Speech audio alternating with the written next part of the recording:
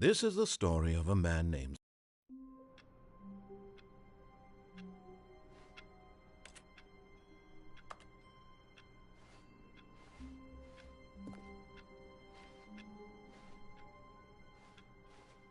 All of his co-workers were gone. What could it mean?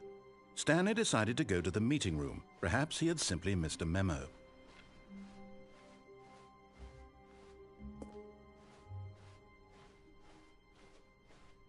When Stanley came to a set of 2 open doors, he entered the door on his left.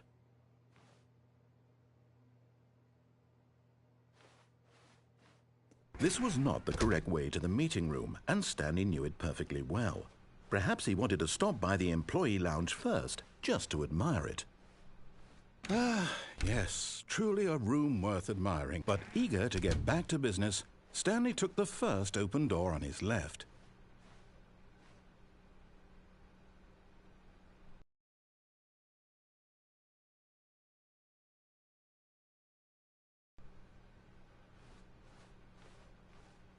Stanley was so bad at following directions, it's incredible he wasn't fired years ago.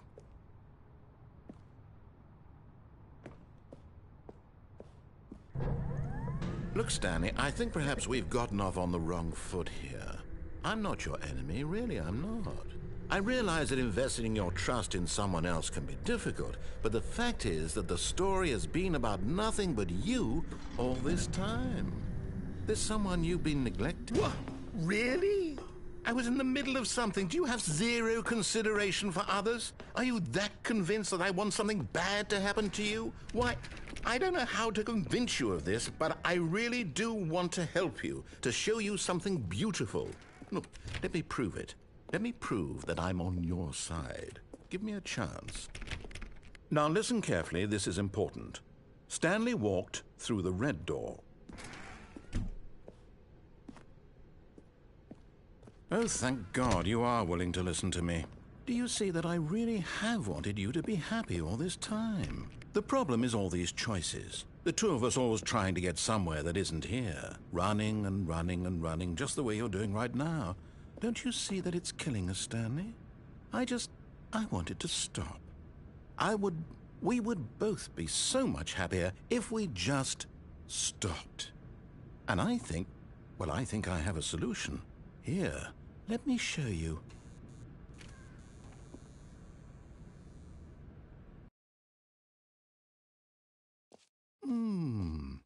What do we want? What are we looking for? Here. Yes. Oh, it's beautiful, isn't it? If we just stay right here, right in this moment with this place, Stanley, I think I feel happy. I actually feel happy.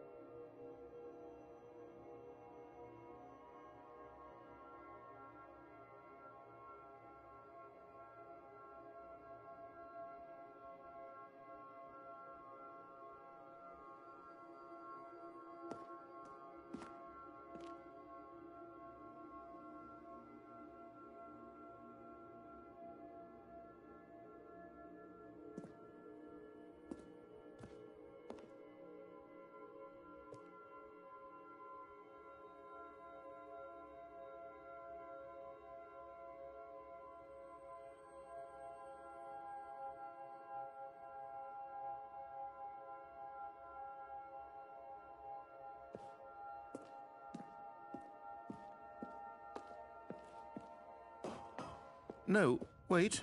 Where are you going? Right. Where were we?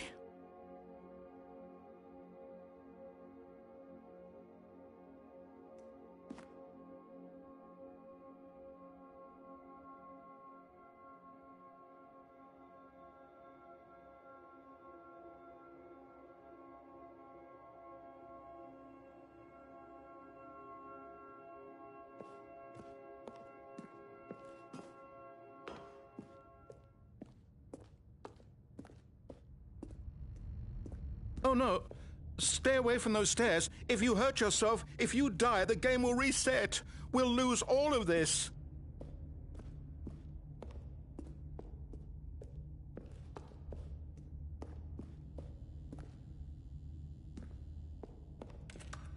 Please, no, Stanley, let me stay here. Don't take this from me. Please, Stanley, think about what...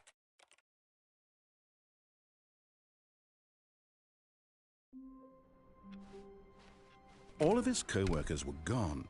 What could it mean? Stanley decided to go to the meeting room. Perhaps he had simply missed a memo.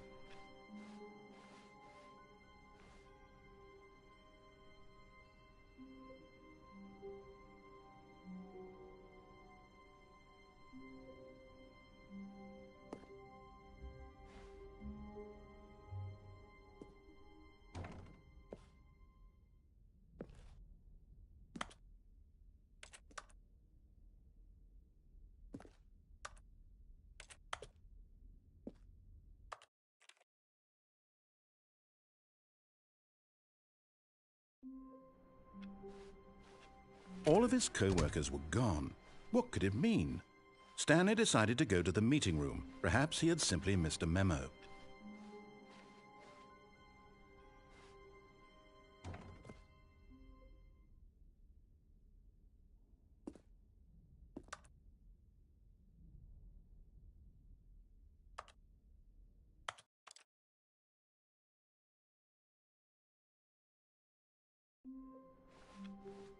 All of his co-workers were gone. What could it mean? Stanley decided to go to the meeting room. Perhaps he had simply missed a memo.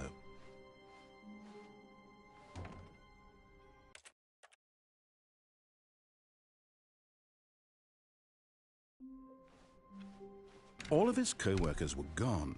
What could it mean? Stanley decided to go to the meeting room. Perhaps he had simply missed a memo.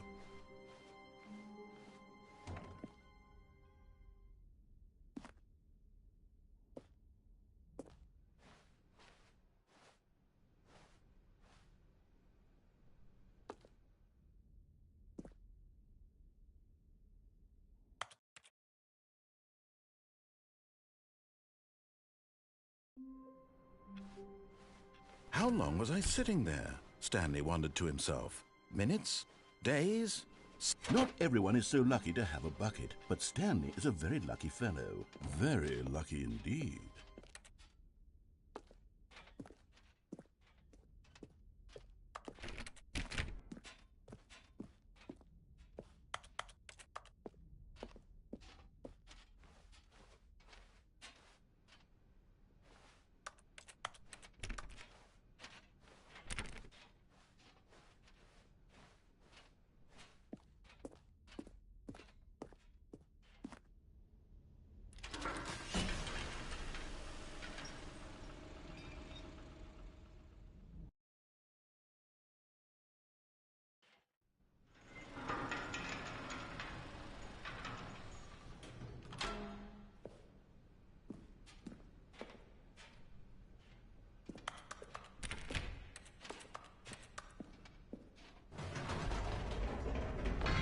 You see, Stanley, I've been reflecting on the Stanley Parable and about how roundly disappointing this ultra-deluxe version has turned out to be. The original Stanley Parable was a landmark, and any new content for it should live up to that legacy. So forget this ultra-deluxe nonsense. I say we take it one step even further. Which is why I'm very proud to announce for the first time ever, the Stanley Parable 2.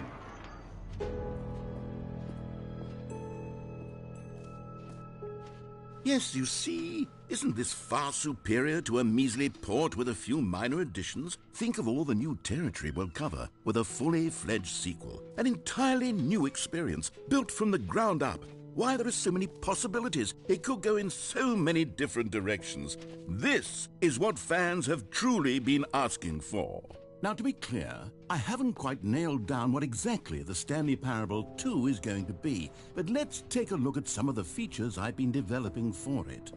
I figure that if I can loosely organize a handful of interesting concepts, that surely the game will sort of naturally spring up around them. It'll all work itself out. Game development is much more of a fuzzy magic than anything scientific or logical, really.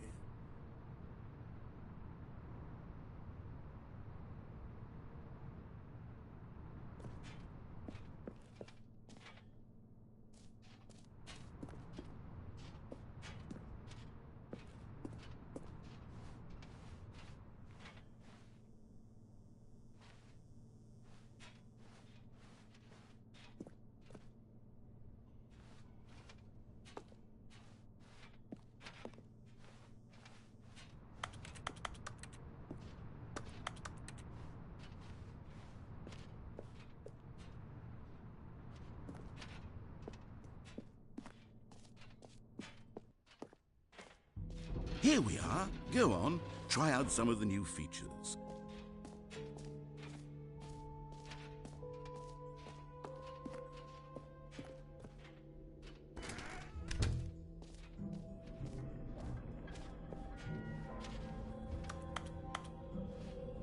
Wait, there are 2 buckets here?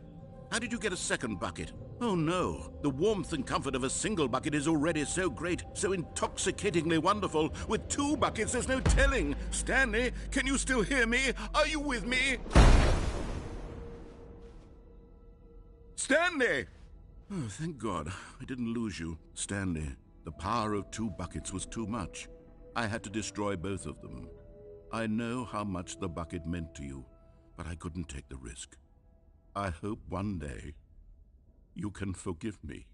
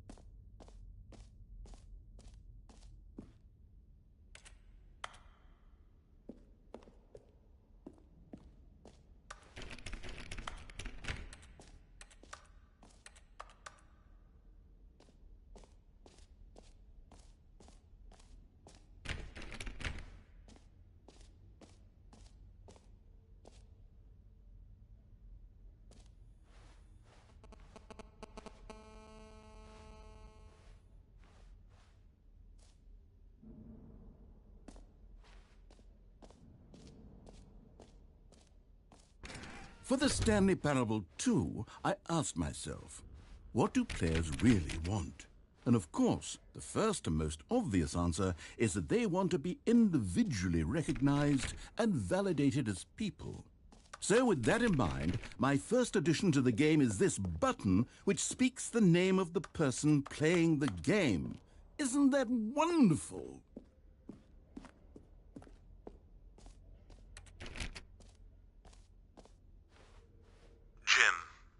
Sorry, I should have clarified. Right now, the button only says the name Jim. But of course, in the final game, this button will say your name, whatever name that is. Here, let's have you role-play as Jim to really simulate the full experience of this feature. Just play along. I promise you'll love it. Okay, here we go. Let's take a deep breath, clear your mind, forget whoever you are, and simply become a person named Jim. Jim. Whoa, hold on. I wasn't finished setting up the backstory. If you don't properly roleplay as Jim, then you'll never understand the impact of this button. Otherwise, it's just a stupid button that says somebody else's name. Okay, we're doing it again, and this time let me finish first. Now, allow yourself to become Jim. Imagine yourself driving to work as Jim, playing frisbee on the weekends as Jim, staying up all night for a popcorn and horror movie sleepover as Jim, developing a crippling substance addiction as Jim, rediscovering yourself through fringe religious groups as Jim, and finally dying a slow death at an old age surrounded by members of your cult as Jim. Do you feel it in your soul? Are you really, truly Jim right now? If so, then please step forward and press the button. Jim. Yes! You see? What a thrill! What a rush! That was you! The button described you. Do it again. Jim. Oh, it hits even harder the second time. If this were the only new feature in the Stanley Parable 2, it would still be worth the money. Let's take a break from the Jim button. I'm too emotionally drained from all of this personal validation. Jim. Whoa there, cowboy. Sometimes a person can be too much Jim. I'm putting the Jim button away. Otherwise, soon you'll start to lose all sense of who you actually are. Jim.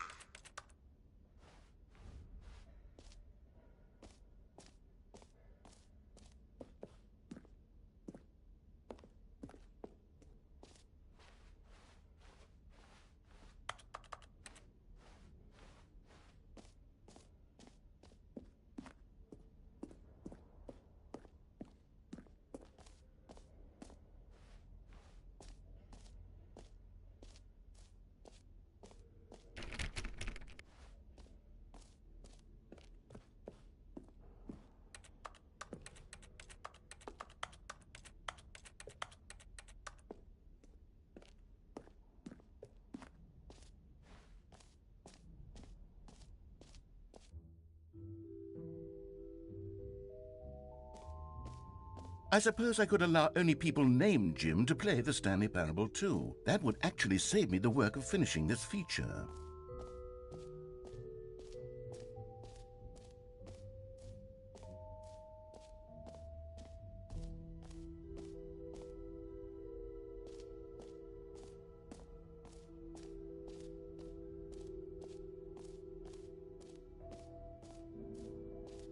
Calling it the Stanley Parable 2 is just so much catchier than Ultra Deluxe, don't you think? Ultra Deluxe? What does it even mean? But the Stanley Parable 2, now that's an artistic statement right there.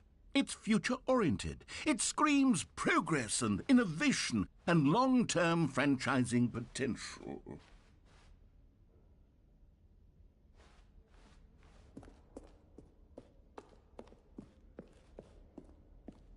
All right, have you seen everything you wanted to? Ready to move on now?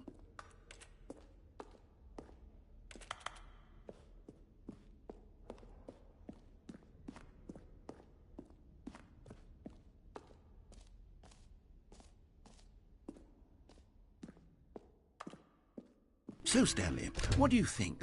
Do you like all of the new features? Yes, I know it's not exactly clear yet how exactly these features will come together as one single coherent video game, but I can feel it in my soul.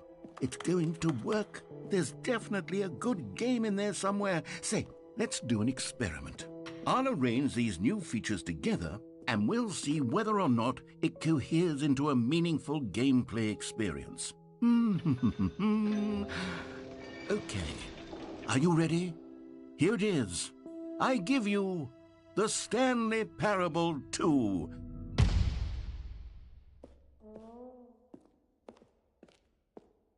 I mean, there's potential here, right? It's sort of... Okay, never mind. Hold on, let me do a different arrangement. Okay, yes, this is much better. I feel good about this. Here we go. Version 2. Who am I kidding, Stanley? This isn't a coherent video game at all. It's a lot of gags. And I do very much enjoy creating gags, but they don't add up to anything.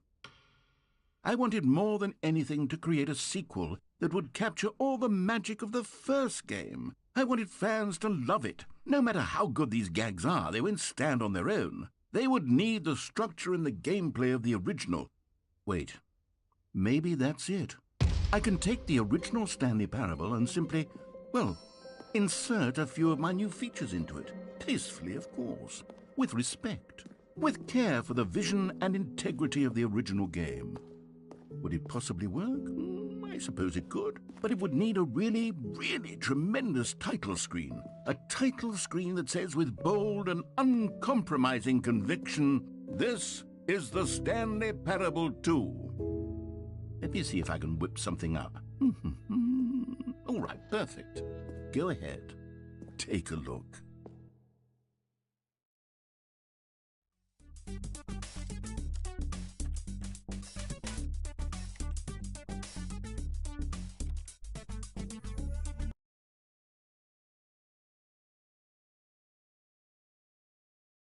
This...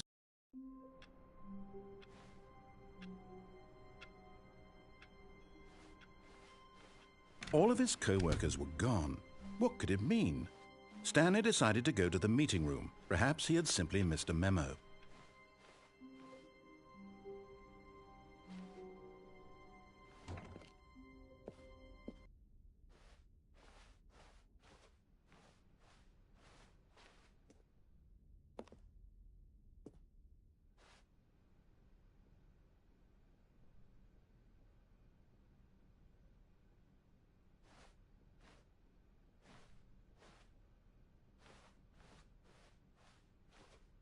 When Stanley came to a set of 2 open doors, he entered the door on his left. Yet there was not a single person here either. Feeling a wave of disbelief, Stanley decided to go up to his boss's office. Hoping he might coming to a staircase, Stanley walked upstairs to his boss's office. But Stanley just couldn't do it. He considered the possibility of facing his boss. Admitting he had left his post during work hours, he might be fired for that. And in such a competitive economy, why had he taken that risk? All because he believed everyone had vanished? His boss would think he was crazy. And then something occurred to Stanley.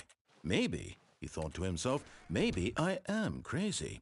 All of my co-workers blinking mysteriously out of existence in a single moment for no reason at all? None of it made any logical sense. And as Stanley pondered this, he began to make other strange observations. For example, why couldn't he see his feet when he looked down?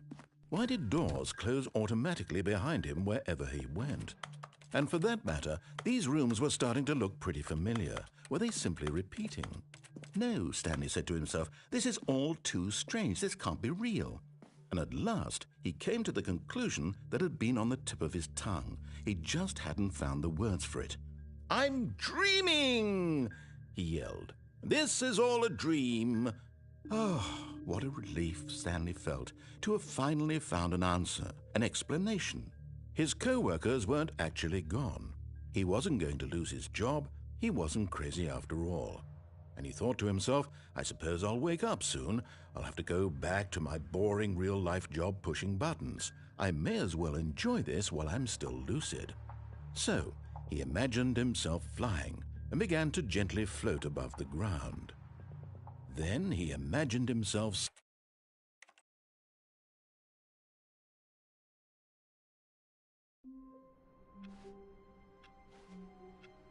all of his co-workers were gone. What could it mean? Stanley decided to go to the meeting room. Perhaps he had simply missed a memo.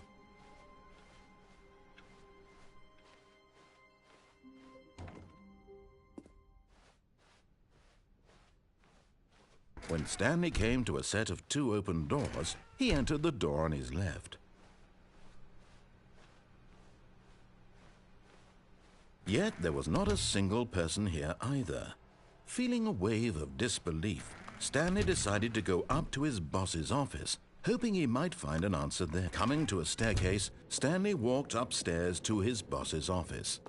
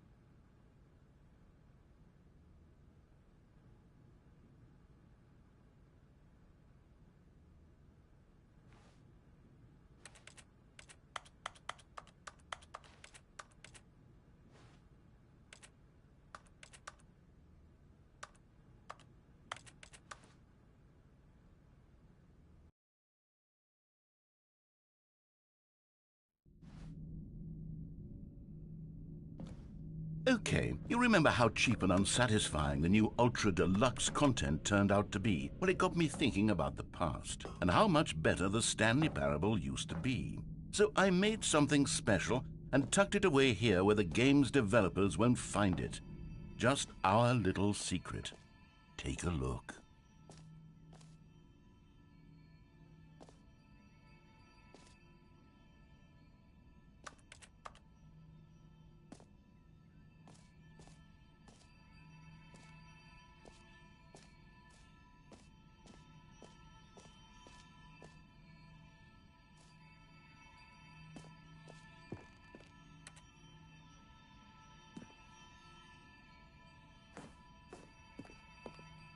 I call it the memory zone.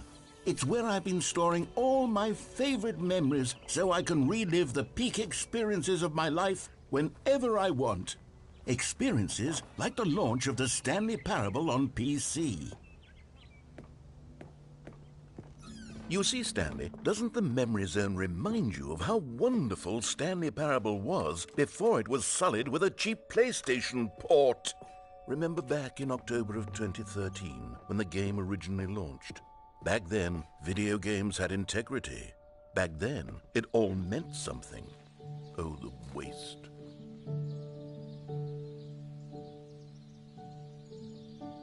Je suis dans la mémorisation, c'est sur la pluie de l'eau, et je n'attends. And over here is where I keep reviews of the Stanley Parable. Like this stunning triumph of games journalism, 10 out of 10 from Destructoid.com. James Stephanie Sterling writes, and I quote, "Where so many games that aspire to be more than games end up less than any form of art, Stanley Parable strives and then succeeds to be every game ever created." Did you hear that, Stanley? Every game ever created. That's how grand and all-encompassing the original Stanley Parable was. It was literally every game ever created. It was Skyrim, it was Persona 3, it was all of them, and now it's nothing. It's no games at all. It isn't even the Stanley Parable anymore. It's just a husk now. A lifeless husk with an hour of new elevator content.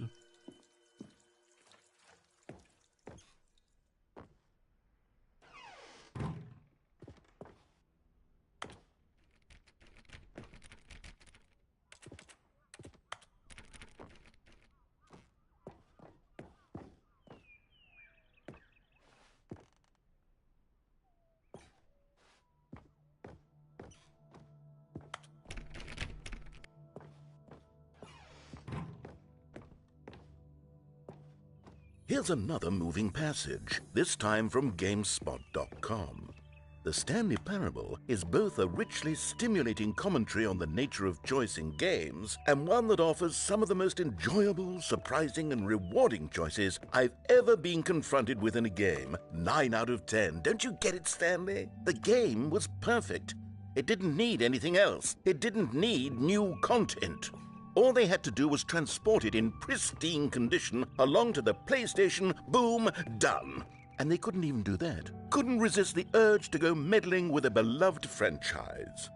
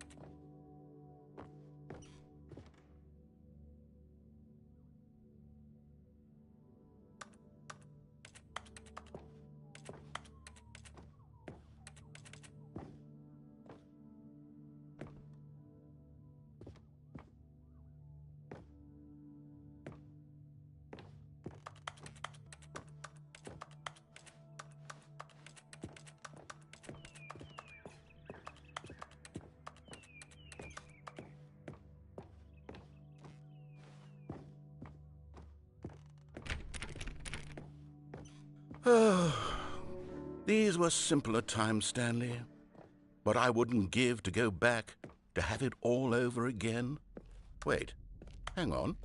I don't recall this part of the memory zone before. What's this? What's down here?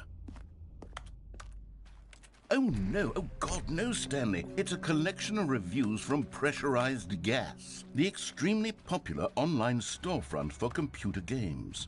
I haven't looked at these in years. I can't even imagine what's been collecting down here.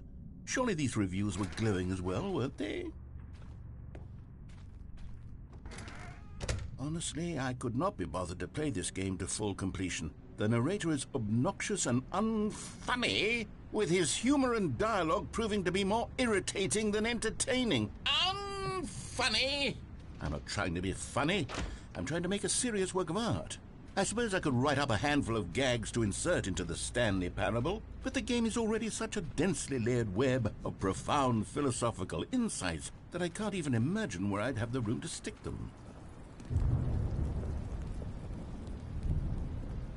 Okay, let's see what this one says.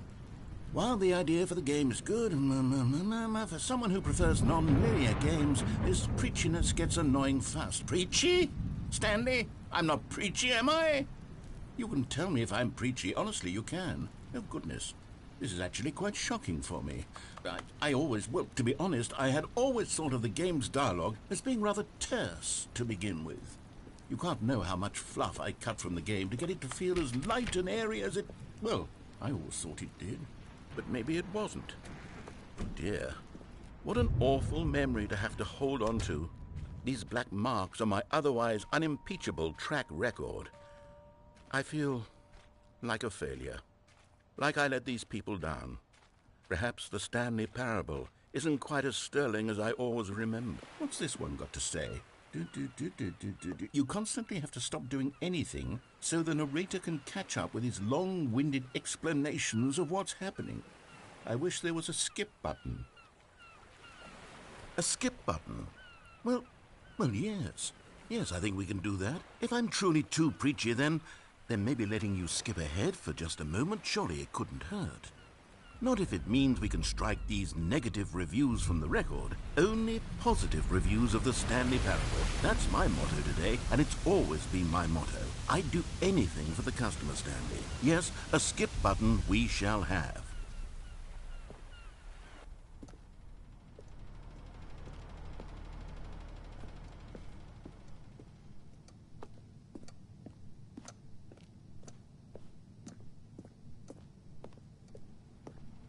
And here it is. Go ahead and give it a shot. I'll pop you for...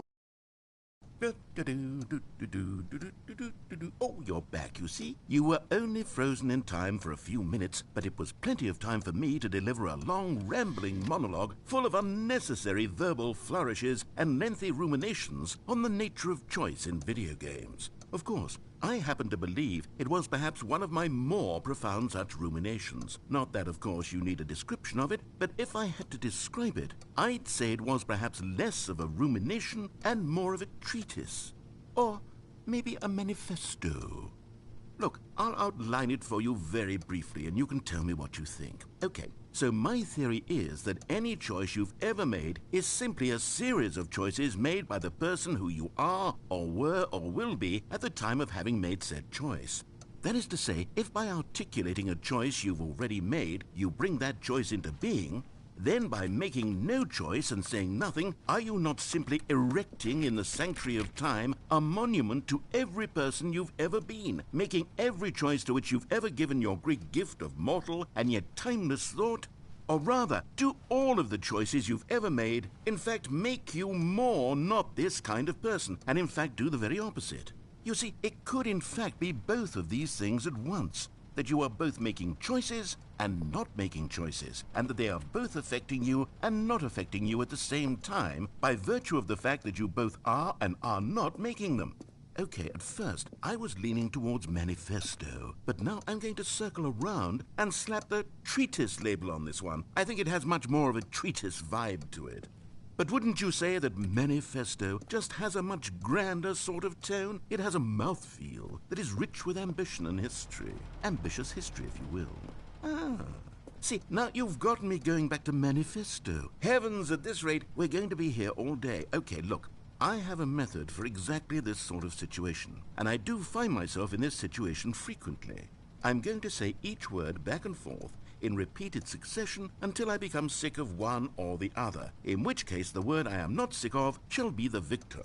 It is an unimpeachable strategy, Stanley. It's rescued me from disaster in countless situations. All right, here we go.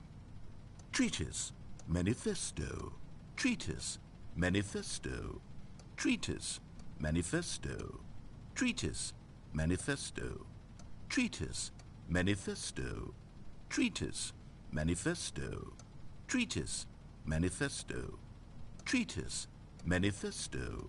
Treatise, manifesto. Treatise, manifesto. Treatise, manifesto. Treatise, manifesto. Treatise, manifesto. Treatise, manifesto. Treatise, manifesto. Treatise, manifesto. Treatise, manifesto. Treatise, manifesto. treatise, manifesto, treatise, manifesto, treatise, manifesto, treatise, manifesto, treatise, manifesto, treatise, manifesto, treatise, manifesto, treatise, manifesto, treatise, manifesto, treatise. Well there, sport. You really did catch me rambling on a bit, didn't you? But that's the power of the button. The minute I start to go off on a thoughtless display of self-absorption... Okay, welcome back, Stanley. Now, I should say that the amount of time...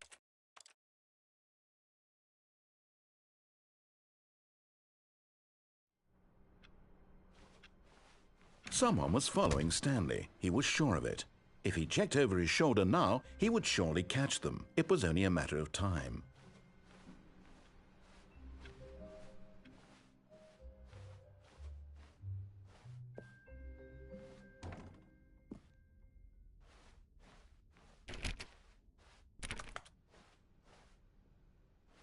When Stanley came to a set of 2 open doors, he entered the door on his left.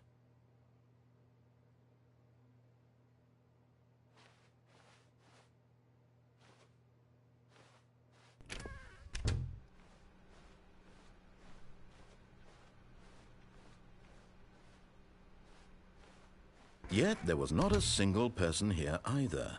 Feeling a wave of disbelief, Stanley decided to go up to his boss's office, hoping he might find an answer there. Stanley stepped into the broom closet, but there was nothing here, so he turned around and got back on track.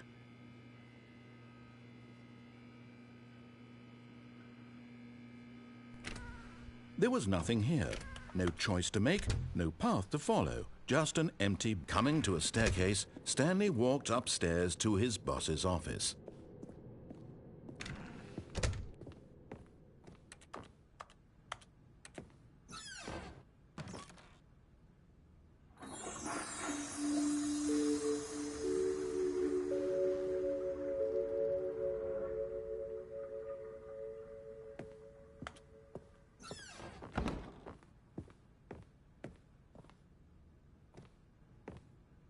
Stepping into his manager's office, Stanley was once again stunned to discover not an indication of any human life.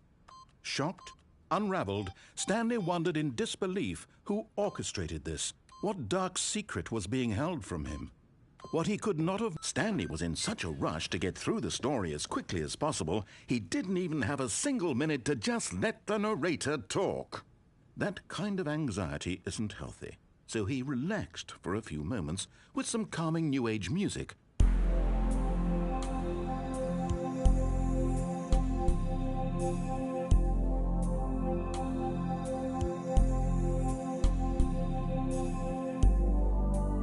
Feeling soothed and rejuvenated, Stanley calmly walked forward into the opened passageway.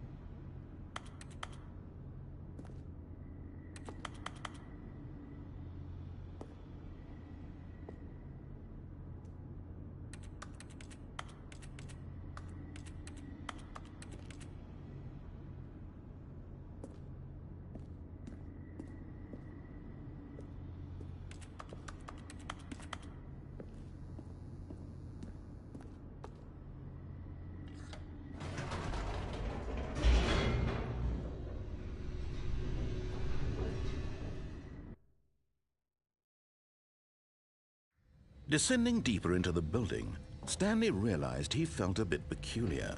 It was a stirring of emotion in his chest, as though he felt more free to think for himself, to question the nature of his job. Why did he feel this now, when for years it had never occurred to him? This question would not go unanswered for long. Whoops, nope, never mind. Stanley actually got back into the elevator and went back up. Silly me. Why did Stanley do that when he knew that it would just lead back to his boss's office? Well, that's a great question. I just can't wait to find out.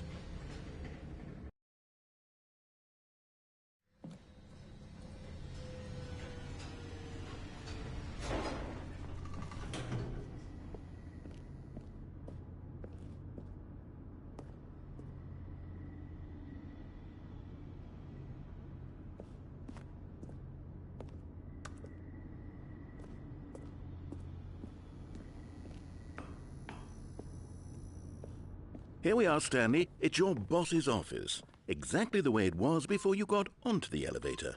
It's still just exactly what it is. What a decision you've made to come up here and look at the office again. This has fleshed out the plot of the story in new and fascinating ways I could have never anticipated. It's that keen eye for storytelling that you have, an incisive rapid fire of critical plot points, one after the other, weaving a rich tapestry of uncompromising narrative. Wow! I'm bolted to the edge of my seat.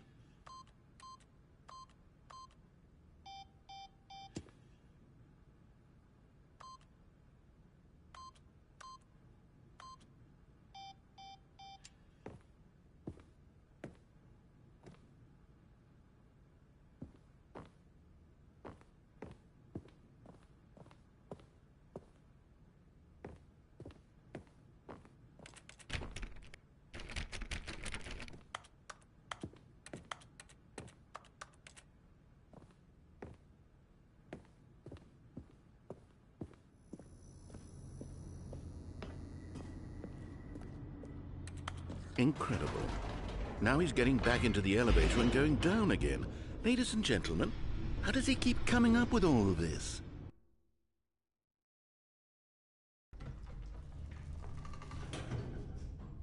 Surely this time Stanley will walk forward into the spooky corridor, won't he? Stanley walked straight ahead through the large door that read Mind Control Facility. Although this passageway had the word Escape written on it, the truth was that at the end of this hall, Stanley would meet his violent death. The door behind him was not shut. Stanley still had every opportunity to turn around and get back on track.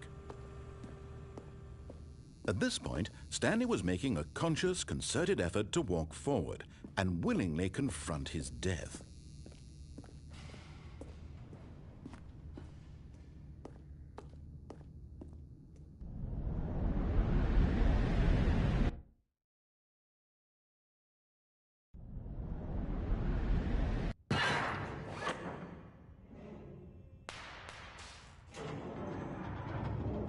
As the machine whirred into motion and Stanley was inched closer and closer to his demise, he reflected that his life had been of no consequence whatsoever.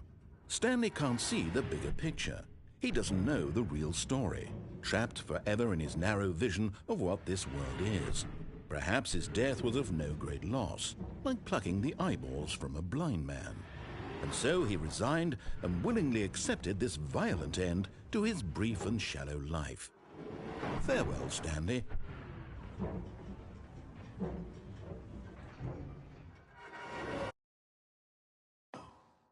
Farewell, Stanley, cried the narrator, as Stanley was led helplessly into the enormous metal jaws. In a single visceral instant, Stanley was obliterated as the machine crushed every bone in his body, killing him instantly.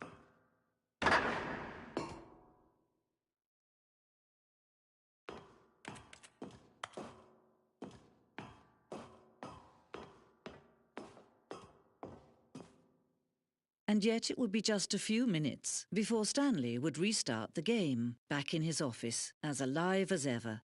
What exactly did the narrator think he was going to accomplish?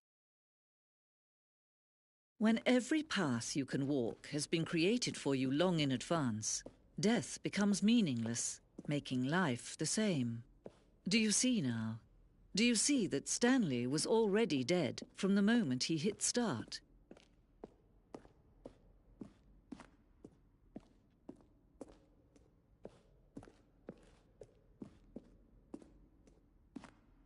Now look closely, Stanley. See how it's impossible for the player to do anything in this room? Perfect example of poor level design. Textbook mistake.